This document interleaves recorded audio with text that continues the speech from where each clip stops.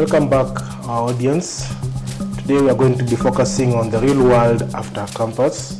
I'm sure you loved our previous show where we focused actually on life after campus. So it's a similar topic but different areas we're going to be covering. Kindly check on our social medias, keep commenting, keep asking those questions. We want more engagement so that we can actually be able to get in touch and see how we can actually expound on this topic. So we'll have our guest with us, and personally I'm Joel Shinali. Our guest speaker, can introduce yourselves.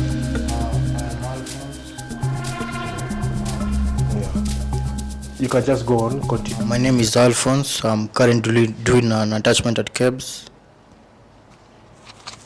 Okay, I'm Franklin Oyo.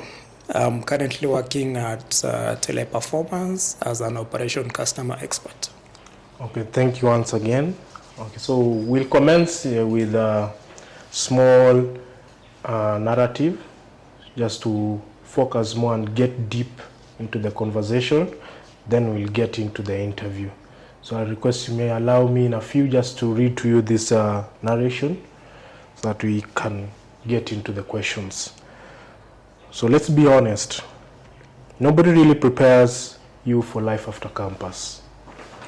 One day you are graduating, taking photos, celebrating. The next day you are home. No timetable. No allowance. No clear plan. If you ever ask yourself, did I mess up this conversation?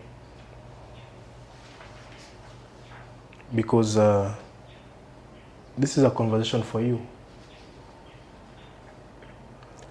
This is the real world after campus, where young Kenyans share the real stories of life after leaving school. Today, we are exploring the job search, the struggles, the wins, and the parts that nobody posts on LinkedIn.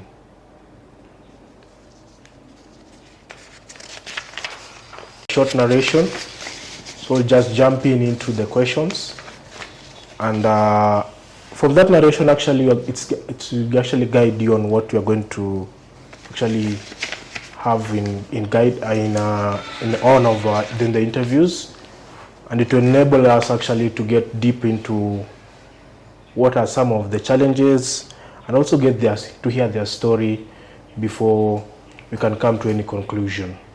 So I'll just be shifting the questions to both of you, and feel free to answer according to how you're able to tackle that situation at that moment. So there is no right or wrong answer. Yes.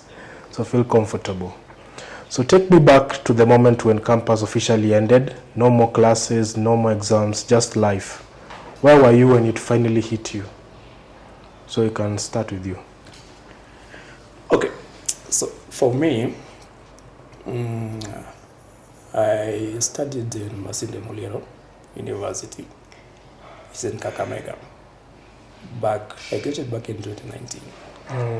So, while in campus, there are those dreams that you have ambitions to achieve. Then you finish campus, you come to the outside world, you realize things are not the way you thought. So you have to strategize again on how you can impact on it. So I have to compose myself, knowing how life was, and how, currently the challenge that we mostly have, especially the youths, is unemployment. And maybe to add up to that question, Yes. What emotions were you experiencing? Was it fear, doubt, excitement, or confusion? Prior campus, while you're joining, for example, let's just take it back. While you're joining campus, there are those promises you're being given, especially by those who are around you while joining, that you go study hard to become a doctor, go study hard to become an engineer, all that. So you go to campus with the mission of getting out of that campus while immediately landing a job opportunity. So there's an excitement while you're joining. Yes. But now at the end of it all, while you're coming out of the campus, is when you're realizing you are alone with the documents. So you need to strategize. So there's a certain doubt of, did I really did what I was supposed to do? You know. Okay. So you have to come back, sit down, strategize. Is where now you can see how you can solve it. And what was your first thought about your future? My future Yeah. after campus. Yeah. Okay, what I can say immediately after campus, I did is just, most people immediately after campus, they try getting out of home, going to some places, or somebody is trying to look for another official job, especially the white collar job. So with me, I tried looking for something that I can do just immediately after campus that can keep me going. Just within campus area, I didn't go home. Just within that campus premises, within Kakamega town. So I was doing some light job, is what pushed me. Then you can remember COVID came back in 2019. Yeah. So I had to go back home. Then I swear I came back to Nairobi. I came to Nairobi. Okay. Yeah, so that's how my life has been. Okay, maybe you can channel it to our guest speaker, Alphonse. Yeah. Okay, for me, when it hit me, the life outside here wasn't easy. Was actually before I finished campus. It was my first long holiday. It was my first time being at home for a long period during campus. So I wanted to look for something to do, maybe an internship, but I couldn't find anything. I made some applications, just getting rejected. That time I had some skills. I had skills in web development, a bit of mobile, but I still could not find anything at all to do. So that's when I realized that it was actually hard outside here. And what were your emotions, at that moment? Okay, fear, and maybe I'll say I was a bit pissed off. I can't say angry, but I was a bit pissed off because of the job market. Job market was, And did you feel like you had a future? Okay, I felt that I still had a bit of time to look for something, but I still had that fear that maybe I'll be desperate and end up doing something I do not want to do. Okay. Yeah. So when both of you compare your experiences, do you feel there's a similarity? Yes, because we are both not sure about our future.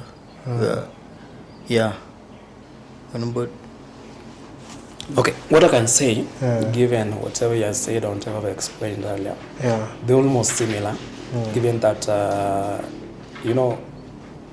basically we are talking life after campus and the challenge that people normally get. So you can get someone immediately after campus, his or her things goes the way they planned. So labda kona mtu anamsaidia, connection, all that. But there are those who, it's you alone. Immediately after campus, it's you alone. You have to do it. It's either you or nobody's coming to support you.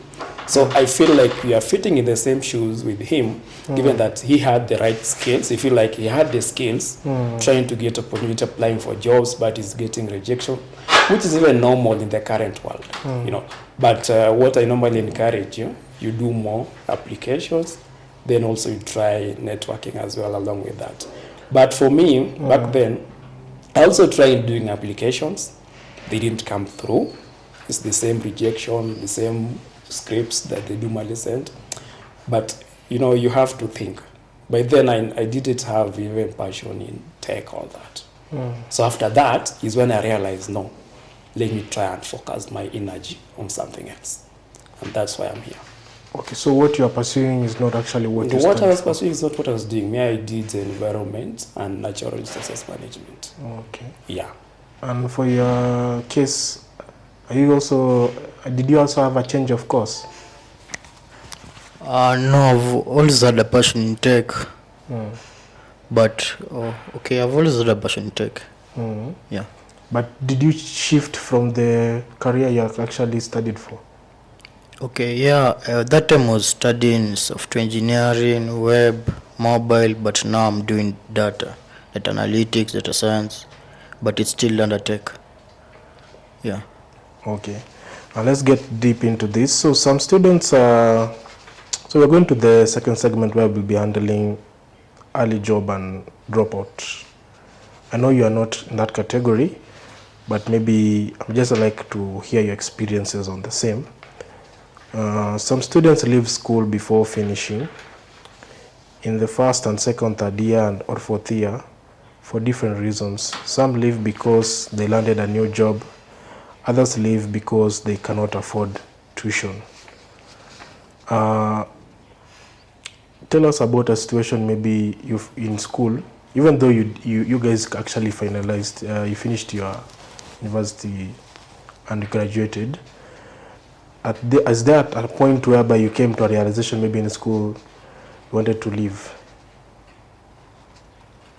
Okay, for me, that idea never crossed my mind. Okay. Yeah, because when you went to campus with a mission of studying, you try and achieve that at the end of the day. The end game was just to graduate and get a job outside that. So I don't think there's anywhere where I could have dropped out. But there are those who dropped out, basically because of finances, which is normal in the current world that we have. Then also there are those who dropped out because they had employment. Somebody had a cousin or an uncle somewhere told you can come and join us. Then after getting some money, after some time, you can go back, finish. So somebody did fast for 1 or 2 years, he goes out, then comes back again. So it depends with the person and how the person is. And do you feel like when you hear like someone saying that they drop out because they have already garnered an opportunity and they were in the same class with you, did it bring some sort of fear? Was it like it was a prediction of what will happen in the past and it was tempting you to leave? You cannot leave if you don't know where you're going. Yeah. For the other person, when he's leaving, with him he's sure that he's going somewhere. Yeah. So for me, leaving never crossed my mind. All I knew that one day, one time, mine also will come. No, okay. Yeah. And what about your case? Were you tempted? Because usually outside we hear people saying that I've finished, I've graduated, there's no job opportunities. This is a time when COVID is actually striking. Or maybe before even COVID, we still had cases of unemployment, even with graduates. At any point, did you feel like you can actually become a dropout? I've never thought of becoming a dropout. And also if I was given a job somewhere to drop out of school, I don't think I'll drop out. I think I'll just be a part-time student and also work part-time. But I think school is also important, even though there are no jobs right now. There's some things you usually learn at school, and also it has also given me time to look for other options, and instead of just dropping out and facing life, I've gotten time to maybe think about my life. So yeah, school is not okay. For now I can say the only problem are the job opportunities, but I still value education. Okay, and what gave you hope to continue even though you knew there's high levels of unemployment and some of these things usually run even in news? What kept you pushing and even continuing with your studies? Okay, I wasn't only focusing on my studies. I was also doing these LX courses. So what gave me hope was the stories of other people who are doing LX and got employed. And also, okay, I can say that time I was on holiday, I couldn't get some opportunities because some said that I required a degree. That time I did not have a degree. And also, okay, that time I was not looking for a job. I was looking for an internship or maybe volunteering for free. So I was pissed off that time because I couldn't even find a job I couldn't find somewhere I could work somewhere to get maybe experience for without getting paid.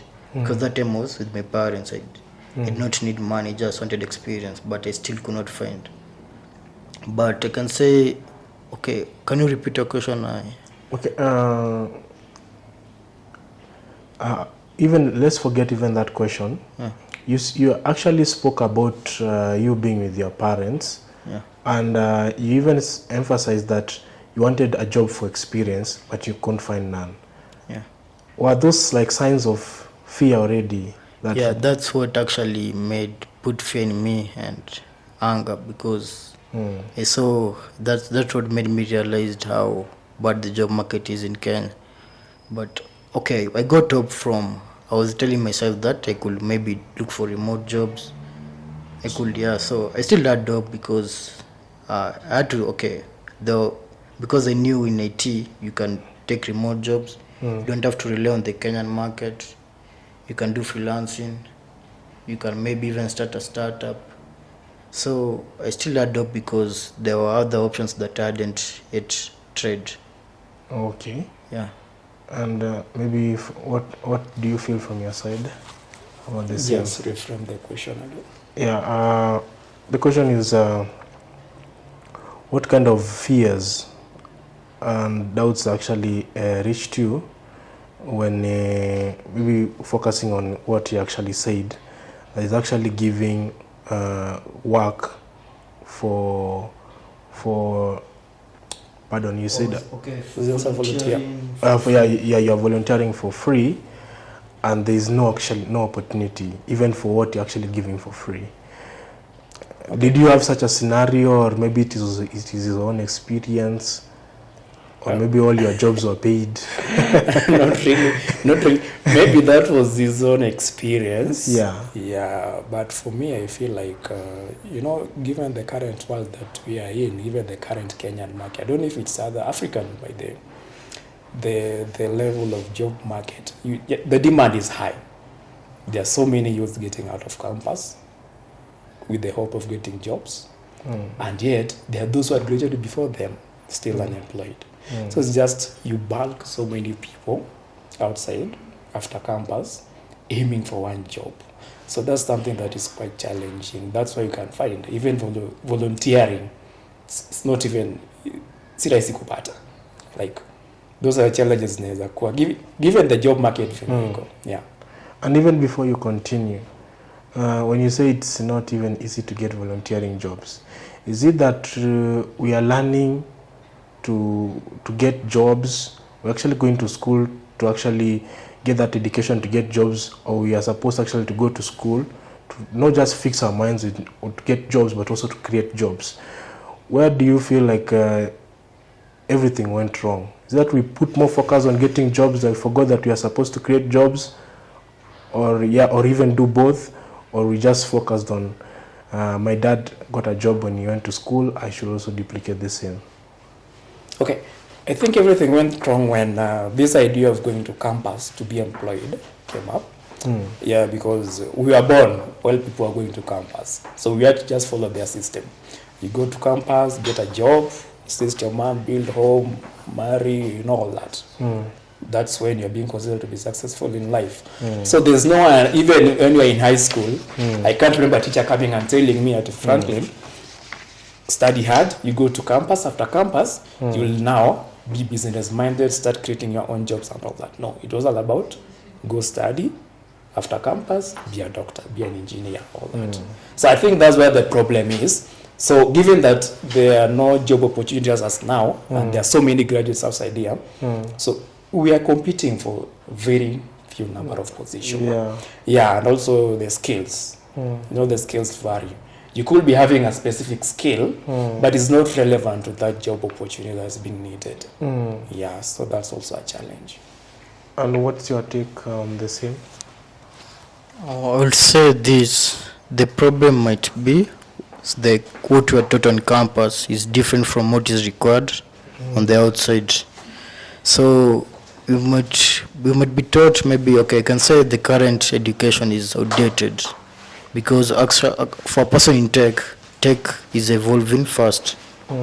But we might still be taught some very outdated stuff. Yeah. So when someone graduates, they usually do not have the required skills to work, or maybe to apply. You don't even have the confidence to apply for a job. When you read the job description, you realize that you do not know 80% of the things listed in the job description. It's true. Yeah, that may be one problem. The other problem I can say is people do not usually have soft skills.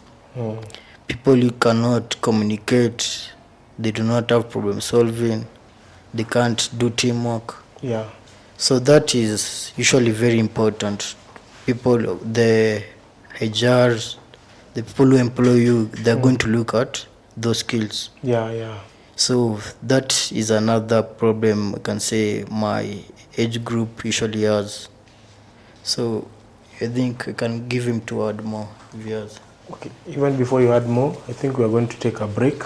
And our focus when we get from break, we're going to look into what is actually your thoughts on the collaboration between the industry and the institutions. Because these two need to partner together so that actually they ensure that gap. The way you have said that some of the things that are being taught are outdated, and you also indicated that even when you check the qualifications for those applications, 80% you're not even aware of. So we're going to focus on that, and maybe we can take a break. We'll be back in the next 5 minutes. Thank you. Welcome back, my audience. Thank you for actually your patience as we took our short break.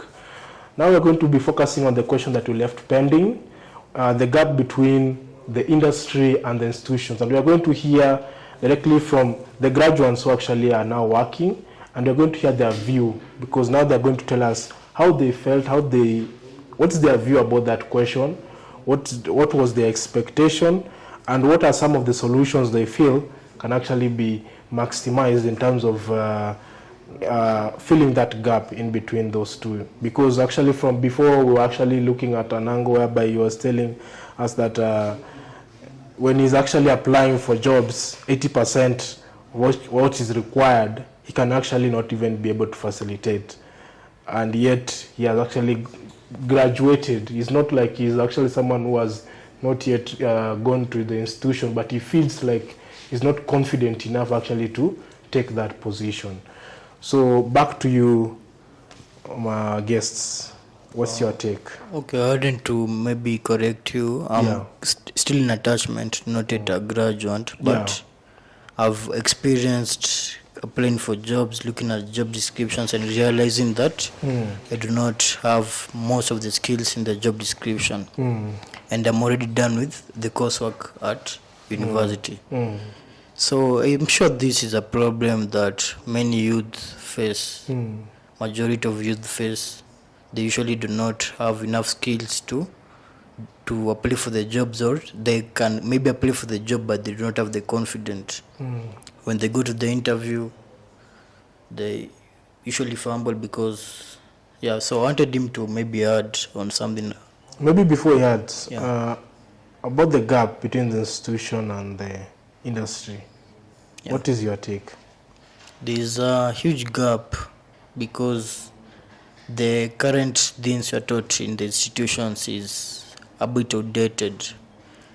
So you usually realize this when it's too late. So like say maybe institutions will collaborate with the job market. It will be easier for us to know what is required. Like for me, I can say when I've learned many new things when I'm in the attachment I'm doing, which I did not learn during my coursework. So I'm already done with coursework, and I still realize that I need more to learn. I have a lot to learn. So, and also I can say the LX courses have really helped me. If I hadn't done any single LX courses, I wouldn't have any skill now. So I'm sure it will take a lot of time for me to tarmac, because I will need to get some time to get the skills first. You've heard of people who graduated, they had to go to Moringa, pay 100K or something. Then they get a job maybe after graduating Moringa. I would say that is a waste of time. If the institution had collaborated with the job market, they wouldn't need to do that. So there's no need for actually the institutions to allow to leave that gap for the industry to actually do another retraining of the students? I think they need to maybe do something about the syllabus or something, because especially in tech, because I'm a tech student and I can say many things we are taught in school is not what is currently being done in the job market right now. Okay. Yeah. What's your take on the same? Okay, mine is quite compound. What I can say, the Kenyan universities, to be specific, the curriculum that they're normally teaching in campus is not what we normally face when you come to the real world. What I'd like to say, another thing on that, beside the curriculum also, in campus, just an example, I have a brother of mine in a certain campus, still in Nairobi.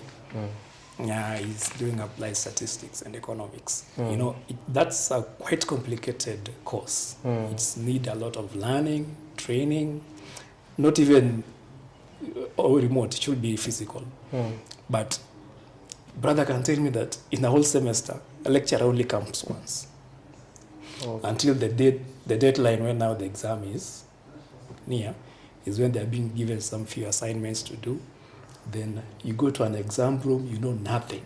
So assume, for example, you are not learning. You are not going an extra mile to learn on your own. The lecturer is not teaching us. Let me try and gain this knowledge through maybe enrolling for this other program like LX, or doing even YouTube also is a quite learning, good environment for learning. So assume you're not doing that. So go to an exam room, the questions are not what you expected. Then you end up getting a grade that cannot help you outside the job market. And there's nothing better like going for campus for 4 years, then you document yako ikusaidie na chochote. So just to add up to that question. Yes. So is the problem the institution, or is it the lecturers, or is it because actually you're specifying that the absence of the lecturer is the reason why you feel like your brother is losing out from understanding this career in economics? Okay, lecturer absence of lecture is part of what the challenges that the students do face in campus. Just earlier on we were talking about the curriculum. Now, being that I've been in tech for quite some time, because I do full stack, both front and back, and currently I'm doing data science with the LX. So those full stack, I've not yet done a job for the full stack, but I've worked internship, just remote. Then I'm only doing some gigs, maybe someone who can refer me through referral and all that. So I've been having quite an experience. And what I can gather from the people I've met with maybe in these meetings, they're telling me whatever they're being taught in campus is not what is outside here. Currently, the world is going to the AI. The world is going to the AI. But you can find in campus, they have not yet introduced that. So you are just doing the theory work part of it. You come to the job market, you're being told, we need you to be using this. For tech, especially for the tech interview, are not the easiest. Well, that's what I can say. Tech interview are not the easiest, because you have to do that thing practically there. To prove. To prove that you know what you studied. So assume in campus, you just fed the theory part of it. There's nothing that you did practical. You go to the interview room, you fail. So that's a challenge that is, in fact, beside the unemployment part of it, that's also becoming a challenge in the current world, because most of the graduates that comes out, they don't have that skills. And that's where now Kina Moringa, LX take advantage of that. Okay, are they actually taking advantage, or are they just filling that loophole they have seen? It's like taking advantage. Filling a loop is taking advantage. I feel like filling that loop is just like taking advantage, because if this thing could have been done in campus, immediately you graduate, you have a project. There are those who graduate even 4 years, may say a computer science, maybe somebody doesn't even have a single project, GitHub, all that, But coming out, these LX, Moringa, they train you, they give you the basic skills. Theirs is practical, but for campus it's somehow theoretical. and you know the job market, we are going to do something practically. Yeah, so me, I feel like in as much as they are trying to fail, but that will not be the case. I can't imagine going for campus for 4 years, then coming out again to enroll for Moringa and pay around maybe 200. I think theirs is 200 or 100 or something, thousand again, for me to be employed. So it means if I had not gone through Moringa, I could have been still been unemployed. So that's the challenge also. You can just add on that. I wanted to add something about school, something I was personally frustrated with.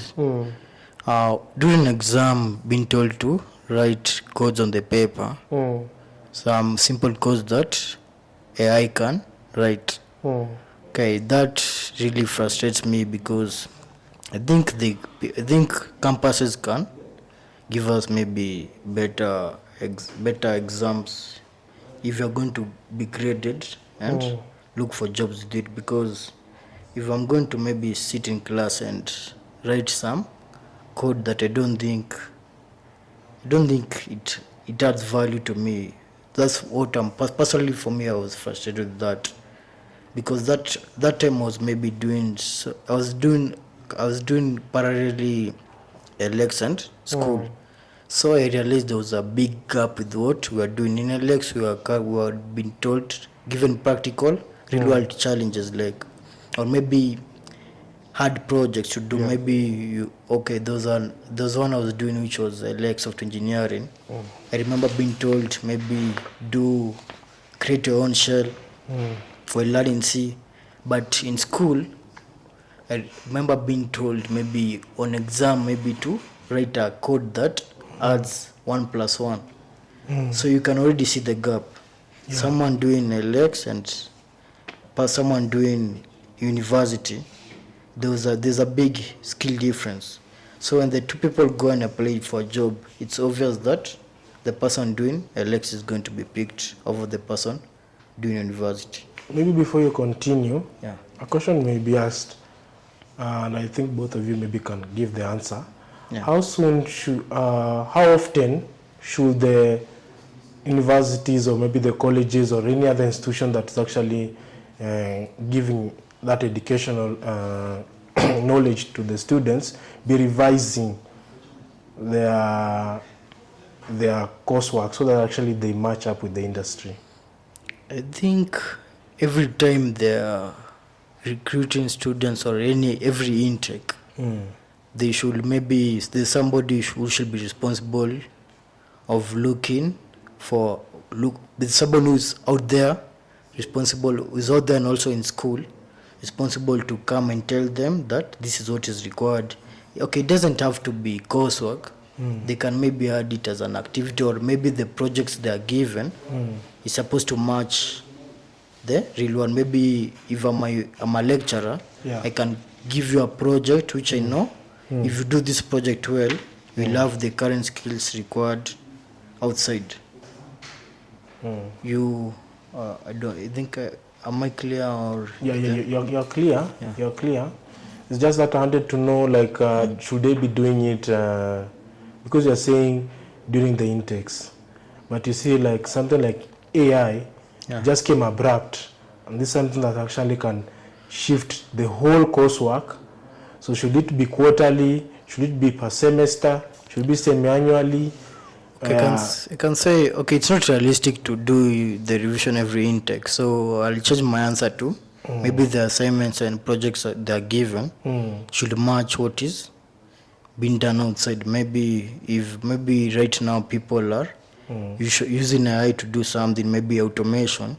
There's a lecturer who is supposed to give them. The lecturer who is teaching maybe AI or something is supposed to give them a project about AI automation, because it's currently being done now. So the lecturer should be well updated with what is currently happening, instead of just following the syllabus, or I don't know if they usually have a syllabus or maybe, but instead of following that, they should come outside and find out what is being done outside, and then maybe give them an assignment or a project to do. So when is the best appropriate time? Is it after the examinations, then and the other guys are getting in, they do the revisions, according to their performances and how the camps they saw, or they can just do it even immediately, even in the middle of the semester. Okay, when you use, okay, when the lecturer is the one who is supposed to be updated and given the assignments, there will be no need for the revisions, because the lecturer is the one teaching the students. So that each lecturer should have the responsibility of being updated. I can say in my school some lecturers were updated but some were not. So some lecturers will give us maybe an assignment or a project to do, which is actually what is being done in the job market, but some just taught what they've been teaching for maybe 10 years. So I can say that each lecturer should be every lecturer should be responsible for what they are teaching. They should make sure that they are not just teaching for the sake of teaching, but they are teaching what is currently outside in the real world. They should be updated. Okay. Maybe you can also answer this maybe and also give him also to respond on the same. Yeah. Some of the lecturers may say they're also preparing you in the event whereby, as much as we're talking about artificial intelligence, automation, what happens when this automation actually breaks down? You need to have that knowledge, that manual knowledge on how things are done without any machine. You just have the basics at hand. The skill set are actually equipped in your hands, so that you, without the dependence, like maybe let's say for an accountant, the event maybe the system, the software is not working, he still has that knowledge in terms of doing the ledgers, the balance sheet. So he can actually do it whether the software is working or not. He can actually even be able to confirm, because some of these machines, even AI, several times it has been actually been tested and it has been proven that it's not 100% accurate. So in such an event, maybe a lecturer may defend themselves and say they're also preparing you. As much as you may feel like the knowledge is not relevant at the moment, it has some relevance in the event of a breakdown of the systems. Yeah. Okay, I can answer this question as a tech student. This is how I can answer. There's usually basics. So the lecturer should be very good at basics to be able to give me the basics of maybe the unit I'm doing. When I know the basics, like let's say for programming, when you already know to go through the documentation and you know the basics, loops, so it will be easier to learn new language. If a new language comes, it will be very easy to learn. So when I think the lecturer should teach the students the basics very well, and also add them a current project. So maybe as an assignment, you give me a current project that is done outside on a project that I can be able to use, maybe problem solving skills, teamwork, communication. Maybe I can present the project. That's what I think can be done. So they just add value. Yeah, they can. When instead of maybe just giving me, I was frustrated because that time I realized, I was in 1.1 or 1.2, that the only thing that if I relied on school, the only thing that maybe I could do was add numbers or maybe print a loop 1 to 100. Yeah. I couldn't do something serious. That was 1 year because 2 semesters. But because of Alex, I was able to understand the operating system very well because I was told to build my own shell. Yeah, can we say it's because they're actually working in a system whereby they are gradually equipping you with information? They don't want to bomb you with everything at once. Oh, okay. I don't think so, because I just think that that's what they've been doing for a very long time. I think someone who was in 2010 was doing maybe a similar exam to what I'm currently doing. So I think there may be some lecturers did not take their time to maybe look what is done. They're just coming to lecture for the sake of lecturing. They maybe don't care about my future. They just want their... Or you can't say they don't care about your future. Maybe they can... Okay, let's just say... Some... Let's just say maybe they didn't go to that capacity of... Yeah. Okay, I can stand with that, because not all, it's reality. Not everyone usually cares. Some just want just some are just in there for the money. Let's pause it there. Let's hear from him so that we can confirm truly if they some are in it for the money. Because people usually say the teacher is the only person who actually ensures that you're successful, so that you can actually be able to actually let me say congratulate you.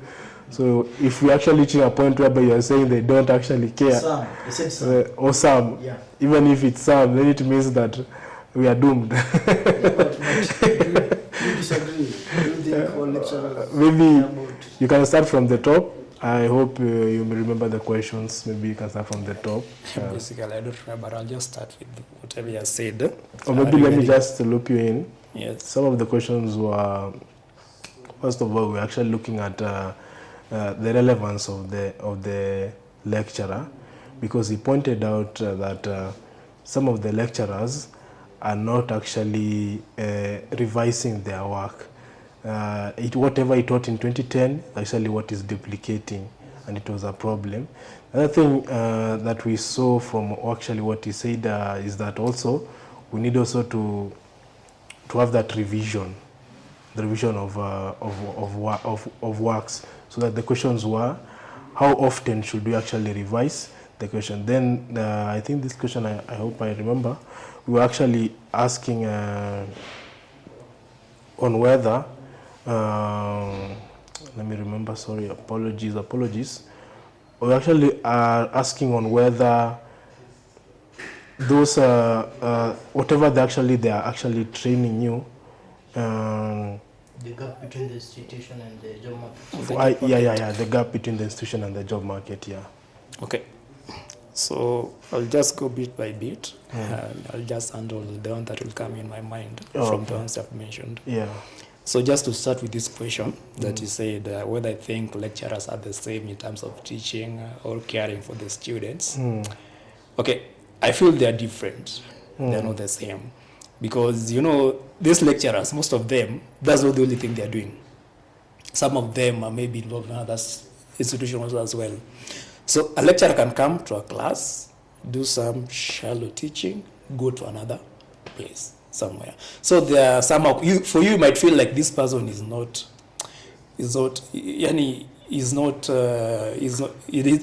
doesn't care about my... Can I interrupt there? I think there's a question that just came up. Yes. That I asked him during that session. Is it that the lecturer is giving you enough for you to consume?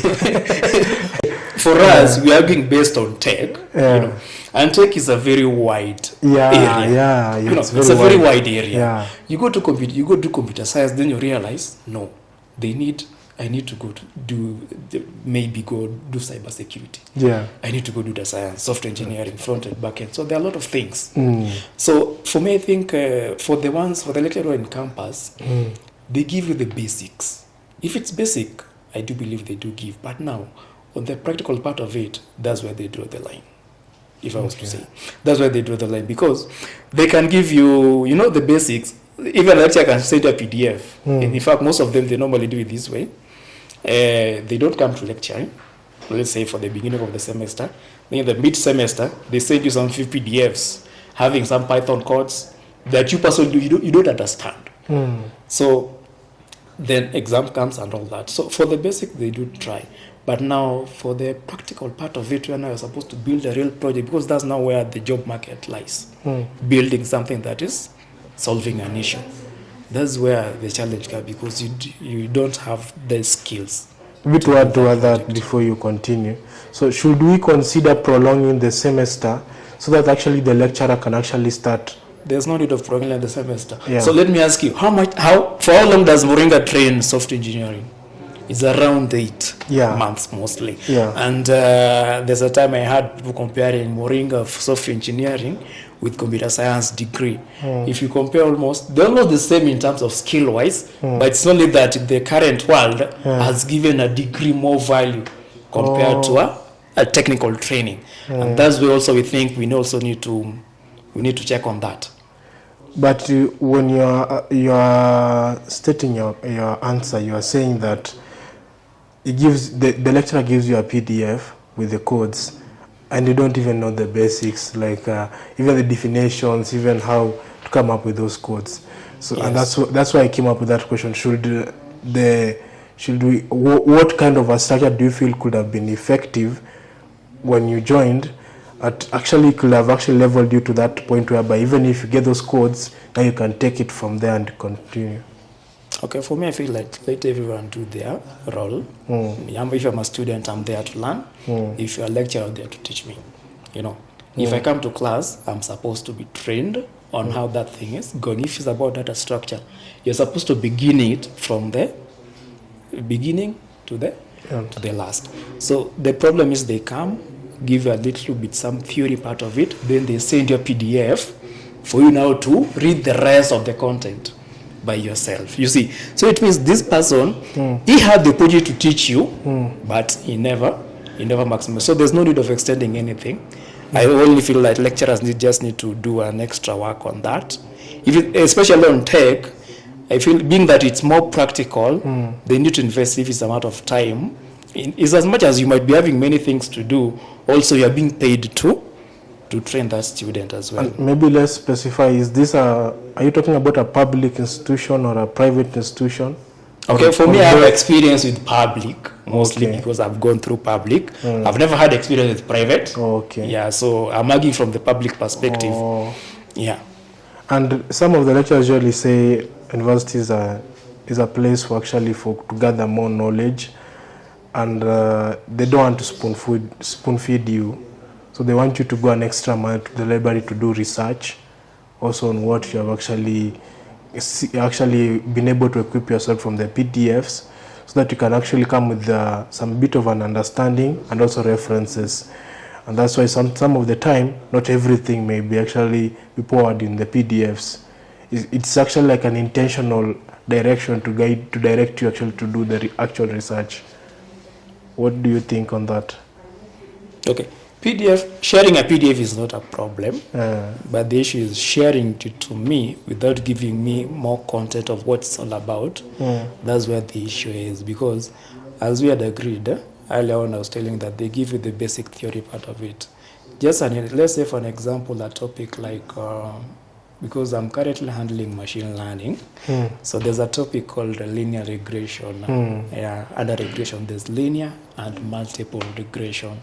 Assume a lecturer comes, just give you the basics of linear regression, how y is equal to mx plus what, all that. Then he tells you that that's how it works. Then it goes that way. Yet you don't know there's multiple regression behind that, and also there's more content. But then you send you a PDF. Something like machine learning, you cannot just read it by word of PDF and get to understand what's in its content.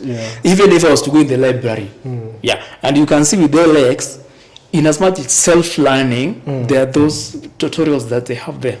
You have to follow them. So that's where you can get to know where this code is supposed, why am I being taught this. But in campus, there's nothing like tutorial. I have to get that all from that lecturer. So assume that he's not giving me what I expect. What do I do? That's where the problem is. So basically, I feel like we need to move from, in as much as we are teaching theory, also give us some part of the project part, the practical part, so that when you get to the job market, we don't struggle so much to gain that practical knowledge in order for us to get a job. Then earlier on he mentioned that whatever he came out to the job market, he realized the things that are being needed there, they are too far from what he learned in campus.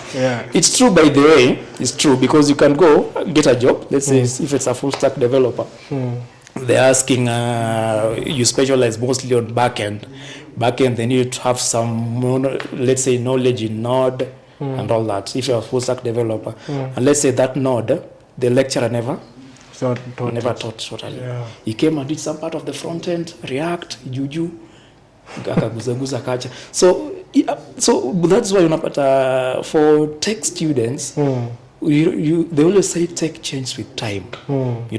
The same way this script was being written, so the same way it will be written maybe in the 10 years. It will change. Also, the same problem. There's a problem that will come even more than React. Currently React is the best for front end. But I'm very sure there's a problem that will come. So tech is something that you have to learn as time goes by. So if institutions have this gap, and you are not the only people who have actually seen this gap, for them actually, and we actually having problems with the students actually complaining about increment of school fees, and as we mentioned previously, you mentioned that people, your colleagues drop out of school fees, and they're already seeing this gap. What do you suggest should be the best option for institutions to do? Should they actually evaluate their school fees according to what they can deliver, so that actually you can be left with some chunk you can go and actually outsource from other ends, maybe if at the moment they cannot meet that expectation? Okay, in terms of school fee, and that's a quite different area. But when you're paying school fee, like currently given the new funding model that was introduced with the current government, you realize, back in our time, school fee, if you're doing computer science, it cuts across. If you're doing computer science, medicine, it cuts across everyone. But currently you realize someone who's doing computer science is paying higher than whoever is doing maybe medicine, let's say for example education, science, education, arts, and all that. So that's the challenge. There's some vary in that. So as for me, what I think, I don't think there's no need of telling, let's say the institution, that since your lecturer is not teaching me, reduce the fee for me. I don't think that's not the way she would go. What I think, where the issue is where you need to solve. So if it's a problem with how the lecturer is teaching, they need to work on that. Okay. So for me, I don't feel the need of telling the institution like your lecturer is not teaching, or the current lecturers in the current regime are not doing thorough work. So what do? Lower the fee. We can just lower the fee maybe because of the general economic situations, but not because the lecturer is not educated. Let the lecturer solve his own her own issue, then things will be okay. That's my take on that. What is your take on that? I could also agree with what you said, that they should take responsibility of making sure I have the skill. So everyone should play their part. I should attend classes and be willing to learn, and they should also be willing to teach me, make sure that I get skilled, because I think the point of university is to get skilled, but there's too much skill gap in graduates. So there's clearly a problem, because Moringa and Alex wouldn't be there if this problem did not exist. So they're actually doing a good job, because they're solving a problem, a very big problem, unemployment and underskilled. But earlier you said they are taking advantage. Yeah, I can say solving a problem. In tech they always say, get a problem, develop a project that can solve that problem. Yeah. That's what Alex and the others are doing. So if you're not doing your work, what am I supposed to do? If I have an idea of how to generate something that can solve your problem, I have to take advantage of that weakness that you have. So they're taking advantage in a positive way. In a positive way, not in a bad way. Let's just not in a bad way. So that, because the one taking advantage is so general, it needs actually to be specified. Yeah, you can continue.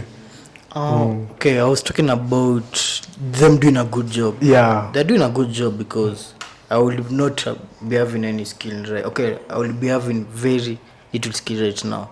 I'm going to admit that, if I did not take those courses or those boot camps I did. So you're in agreement that whatever you said, the problem is not the school fees, it's just the lecturers and the institutions to actually do their job and get the information. The current system, and maybe people not taking responsibility, because personally, if I was a lecturer, I will take that responsibility of making sure that my students are skilled. They do not just have a good grade, or they need to be skilled. They need to know how to solve problems. Need to know, maybe if I'm a tech lecturer, I'll make sure that my students know how to read a documentation. Yeah. So when we are talking about, now that you're talking about people not studying to pass examination, so what is your suggestion on examination? Because it actually cuts across in all the challenges that we're actually facing as students. Should examination focus more on practical and less on theory? Or how do you want it? Should it be balanced, or should it just remain the way it is? because the way it is, you're actually even differing against the way it's actually being tested. Yeah. I can say examinations can be made in a way that there's some marks in maybe soft skills, there's some marks Or in they're practical. adding value. Yeah, okay, they are going to maybe compile maybe 30% in soft skills, 50% in project, maybe, and the rest maybe the written exam. They should maybe structure it in a way that it makes sure someone is balanced, someone is good in all areas. So maybe if I'm going to get an A, I should maybe be above average in all those skills, soft skills, because what I came to realize, someone could have A in maybe a unit, but they don't have maybe soft skills, or they cannot build something with that Knowledge. that unit. Yeah. So I think they should balance the exam, not just give me an exam and Okay, going to the next remaining segments. Here we are looking at challenges that actually you had mentioned before. The struggle of actually tarmacking before you get those jobs. And also we are looking at self-employment. And you have said that from the previous question where we were looking at the gap between the institutions and the industry. And one of the pointers, at least we have noted, is that the industry has also come up with ways of meeting loopholes, taking advantage positively, like ALX and Moringa. And also we have realized that there's still that lagging behind in institutions. Now, when we are looking at areas like now students tarmacking and self-employment, should students actually now see like when they actually go into schools, they're not just studying to get that job, but they're studying also to create opportunities, so that they don't pour all their energy like I'm doing this so that I get a job in Microsoft or in where, but I'm doing this even if I don't get a job in Microsoft or where, there's a loophole in the community that I'm going to fix. So even when they are submitting their projects, it's not just a project they are submitting for marks, as you have said before. It is something that they are going actually to pursue even after. Yeah. Yeah, okay. I think that's a good topic, because currently I don't believe that everyone wants to do a 9 to 5 after graduating. So maybe universities can teach us about freelancing, they can teach us about entrepreneurship, they can teach us how to solve problems, not just not just making sure I pass my exams, but teaching me how I can go in a different field and solve problems. Okay, let me just cut you short. Someone may say it's the responsibility of the student, because there are students who have gone through the same institution, but they walked out with a different mindset. Is it a mindset issue, or is it a problem that the university should take and solve? Okay, I can say it's both. It's both a mindset issue and something also lacking in university. Because most people going in university, maybe they have that expectation of learning that there. But someone who has that expectation is obviously going to leave the university not getting the expectation. But also you should also have that mindset of problem. But I can say it's actually hard. You are just from high school. You can't tell me someone that has that mindset can just get that mindset unless they maybe have a good mentor. And I think a good mentor is going to be your lecturer, who's going to tell you need to know how to solve problems. This is how the world is, because they have experience of the world better than us. So it's both. We should have the mindset, and we should also maybe be taught about freelancing, because when I joined campus, I did not know what freelancing was. I just used to you hear of it, but it has never been mentioned in the university. So I had to go and learn from myself what freelancing is. So I can say I had the mindset, but I did not get it from campus. But if I got it from campus, it would be better, because I'm sure some people have done university and they just think maybe 95 is the only way I can get employed, or maybe I can monetize my skill. No, I think university should not focus on just teaching us to become white collar jobs. They should also teach us how to become entrepreneurs, problem solvers, freelancers. There are so many options. Even content creation is a very good way to monetize your skills. What's your take on that? So for me, I think the university curriculum or the lecturers, they need to look for a way in which they can balance everything. Like, given the current time where we are, we accept the fact there's unemployment, and to solve it, it will take time. Itachukua time. So we need to accept that. Now there's unemployment. What do? We create employments. And how do we do that? You train the students on how doing that, especially in tech. Given that we are in tech, the people do come with startups. Some of them do fail because of some simple mistakes. So you can train people on how to manage a startup. Yesterday you have started let's say a pay system. It fails because of some few reasons that you are supposed to be told in campus, or how to manage it, how to manage your employees and all that. Because when you open a startup, you have to employ people who are there. So there's that aspect of entrepreneurship that you have to train in campus. So I think that's what they need to embark on.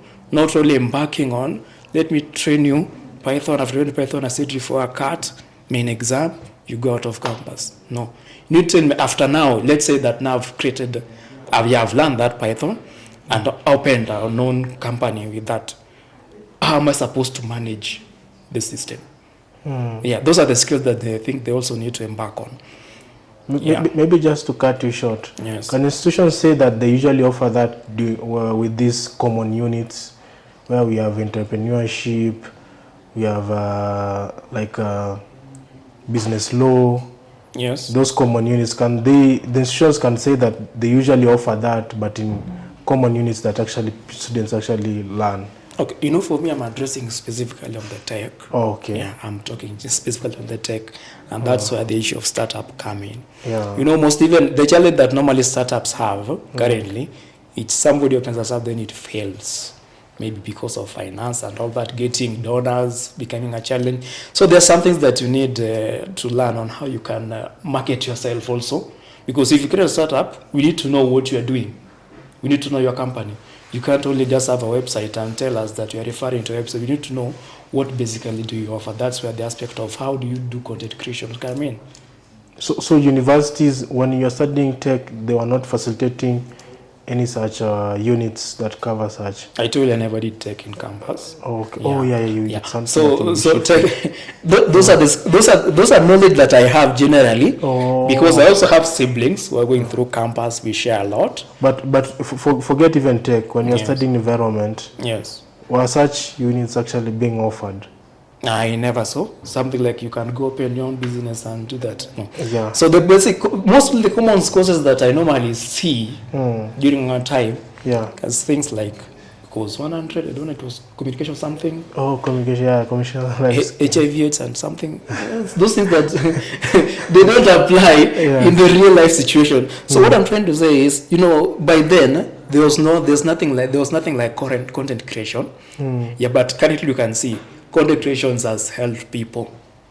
It's helped people a lot. Like you just shoot a short skit, you post it online, then all of a sudden you get so many reviews, and that's the way you have just marketed yourself. So now that you have said that back then there are no such opportunities, so the university should be able to actually foresee. What I think what university can do, currently they need to sit down. Like now there's a problem of unemployment and all that. What are some of the skills that we need to train the students, or what are the new programs or the courses or units? I think they're units. What are some of the new units that we need to adapt to our curriculum? You can add content creation, you can add financial courses, all that. Business management, some little bit of business management. So it's not a must that you have to do business management to have that unit, but you can just take a course that apply to someone who can manage a startup, for example, you bring it to computer science. Yeah, so you apply it there. Just to add to this point, maybe both of you can answer. There was a time where the Minister of Education actually gave a list of courses that he felt that were irrelevant and they could not actually assist the students. Should they also break down also to the careers, even the ones that are relevant, but to now units that they feel like these units are not relevant at the moment, like the ones you said, like you feel like at the moment communication skills and HIV were not actually the ones that are. What do you think? Okay.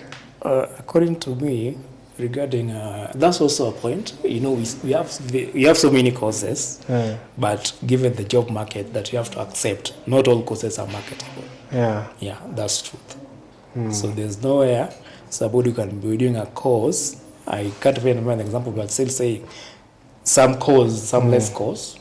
Yeah, then you get up the job market, you don't get a job, then you want to blame the institution.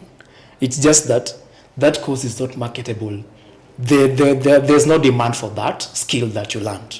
Now using the same idea now on units. On units. Yeah. So what I was addressing the issue of business. So if you can take those ideas, like getting a simple unit from a program, a different program, and apply it to that course, it can add value according to me. But also I was just adding on that there are so many courses that don't solve the real world situation problems. So which I think also they need, if you do, let's say for example, currently people apply through COOPs. Yes.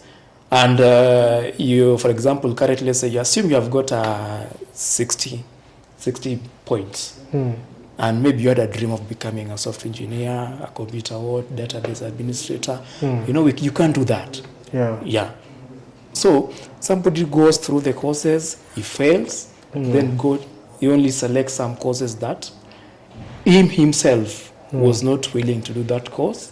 Then also, marketability for that course is not there. Yeah. So I think there are some courses that need to be removed. Okay. Yeah. And what is your take on that?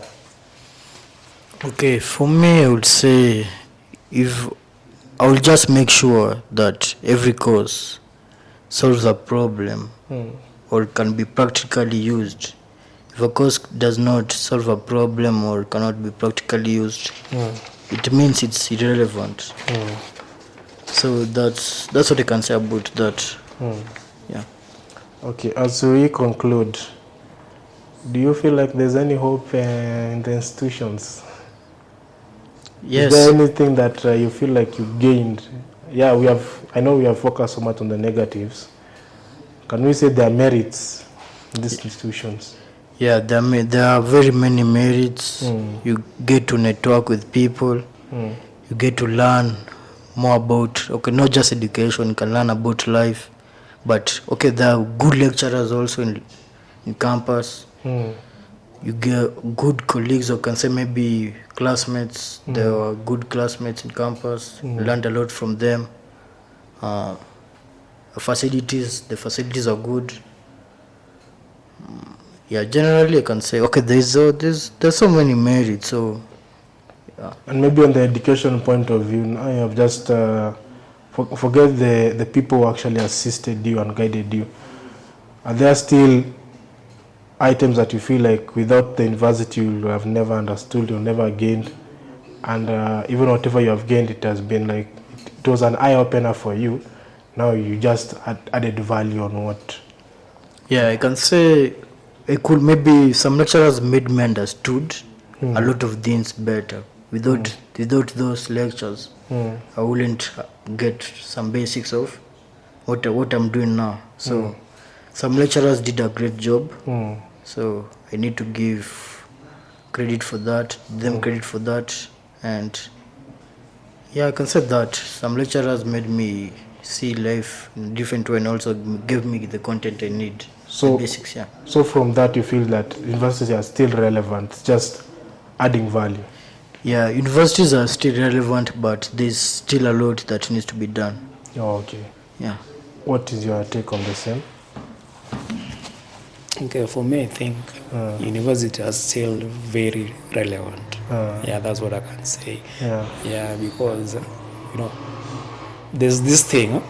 You go do a degree, for example, you forget about that degree. You go do another thing altogether, which you don't have a degree on. Then comes a higher position, a higher role, where they now need a degree. You have to go back to that degree that you did some years back, is what can help you. Because I've been in the job market for quite some time, understand how it works. There are some positions you cannot get without a degree, in as much as you have the skills, especially on the higher positions. So, for maybe just me, to interrupt on that, yes, let's assume they didn't consider the degree. Will there any relevance? Will the degree hold any relevance besides that?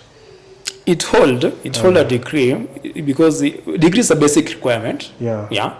Currently, I think it's one of the basic requirement that everyone strive to have. Yeah, everyone strive to have. So I don't see the problem with someone getting a degree. So the only problem where the issue is, you get that degree, but you don't have the required skill from that degree. Okay, That's where the challenge is. So me, I feel like they need to look on how they can revise their curriculum, add more relevant units. I love what Alex is doing, by the way, for especially for the tech. For the first 3 months, they train you a program called the Professional Foundations, which is more how can you relate with people on employment, your communication skill, how do you present yourself, all that. Especially, it's a basic skill, especially in the data science, where data science and analytics involve storytelling. You have to tell the people what about more about your findings with the data. So there are those skills that they train. So assume that you don't have these skills on how you can present yourself in front of people, how you can present your knowledge, the skills or the findings that you have, you find that you fail. So me, I feel like they need to take things like that. They just add them on their curriculum. Then also, if the course is not relevant, especially given the job market, I don't see the need of still clinging on it within the university level. And maybe if I ask you the same question, was there an eye-opener that you only gained when you joined the university? For me, I gained a lot by there. Yeah, because, university, you get to meet people, interact with very many people, and in one way or another, they can help you, given how the market is outside here. Then also, you get the knowledge. You are there to learn. And for previously you studied on environment. Yes. What do you feel like should have been added on that course so that you could have just stuck to focusing on environment? Because nowadays there's a lot of issues regarding climate change, and environment is like now an emerging career. Very soon it will have like a lot of opportunities also in another end. Yeah. Okay, so for the environment, just to say, it's just about of adding more practical courses. Things like, and I think an environment has a course called GIS. Yeah, GIS, you can even apply it in data science. Yeah, so I think those are things that you need to put more focus on. Though for curriculum with the environment, I've never had a challenge of it, because they teach you so many things, like the policy, the environmental policy, how it works. Then there's this, the one for NEMA. So the only problem with the environment is now the job market. That's where the challenge is. Because with the environment, it's hard for you to create a job opportunity with using environment. Yeah, it's very hard for you to create not like tech. With tech, you can decide to build a startup and it booms. Maybe it booms or it doesn't booms. But for environment, you first have to look for a way of getting somewhere you can put your skills on. Is when you can see what you can do. So that's the challenge, just the job market. But in terms of curriculum, I never saw any challenge or anything that I can mention that was bad within the curriculum. So that lecturer has a more pote.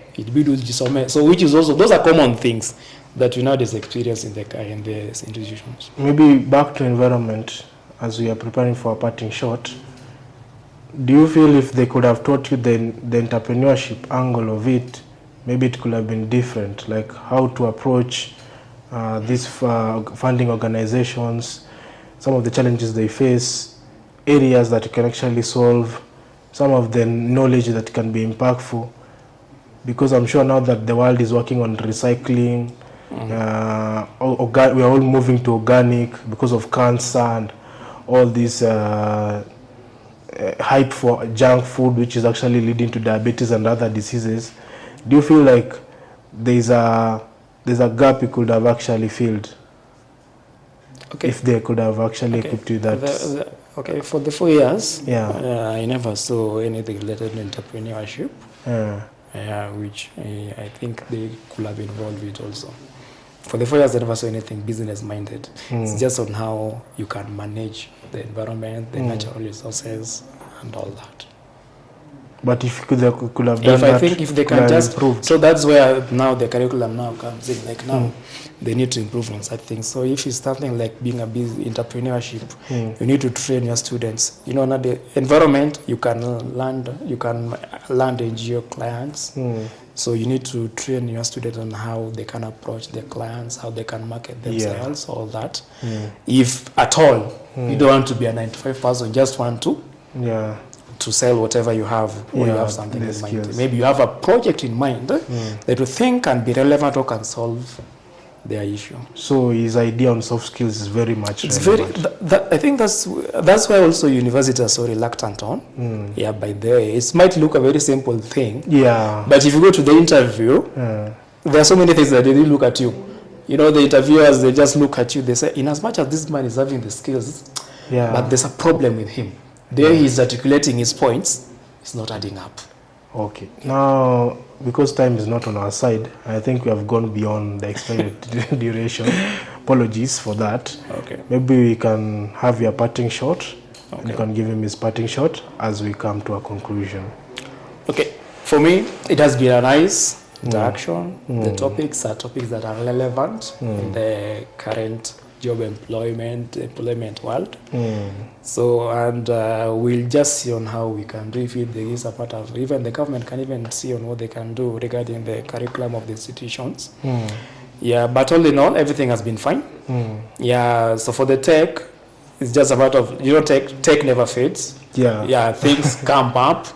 New language will come up that need to solve something, and you have to learn it. So with tech, there's that continuous learning, which I do encourage people to do. You can't just learn tech, then you sit down and expect that I'll get a job, apply for that specific job. No, you have to be someone who is eager to learn. Yeah, you might do, let's say you do, for me I specialize on man stack for the full stack.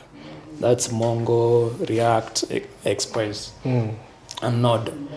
But you can realize maybe you get a project which doesn't need that combination. Somebody needs Python, Django. You have no knowledge in Django. So you have to be somebody who is eager to learn. So that's what I normally encourage people to do, especially for those who want tech. So I think it has been a pleasure. Thank you for inviting me. It has been a pleasure. I think next time we will have to now discuss on AI. By the way, that's a very controversial topic. Recently, I was asking someone, like, what do you think? What do you think is the impact of AI in the tech space? The only thing that person asked me, what program are you doing currently? I told him, currently I'm doing data science. Then, do you normally have AI? I think by then I started the program. I don't think there's an AI. There's some aspects of machine learning and all that. Then you don't worry. Let those who have their problem to worry. But for me, I never wanted to go against his view.